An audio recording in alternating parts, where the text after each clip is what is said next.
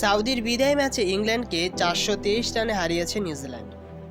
হ্যামিলন্ডে সিরিজের দ্বিতীয় টেস্টে ইংল্যান্ডকে 427 রানে হারিয়েছে নিউজিল্যান্ড।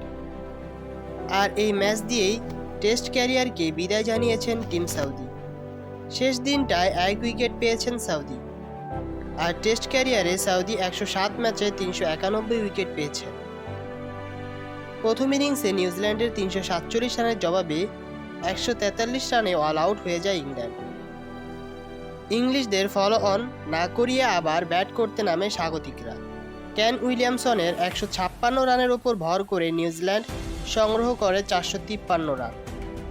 658 রানের অসম্ভব টার্গেট তাড়া করতে পারেননি সফরকারীরা।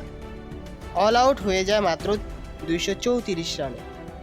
2 ইনিংসে 7 উইকেট এবং 125 রান করে ম্যাচ সেরা হয়েছেন মিচেল স্যান্টনার। আর 350 রান করে সিরিজ সেরা হয়েছেন হ্যারি ব্রুক। আগের 2 টেস্ট জিতে আগেই ক্রু ট্রফি নিজেদের করে নিয়েছেন বেন স্টোকের দল। যারা চ্যানেলটা এখনো সাবস্ক্রাইব করেনি তারা চ্যানেলটা এখনো সাবস্ক্রাইব করুন এবং পাশে থাকা বেল আইকনটি বাজিয়ে দিন।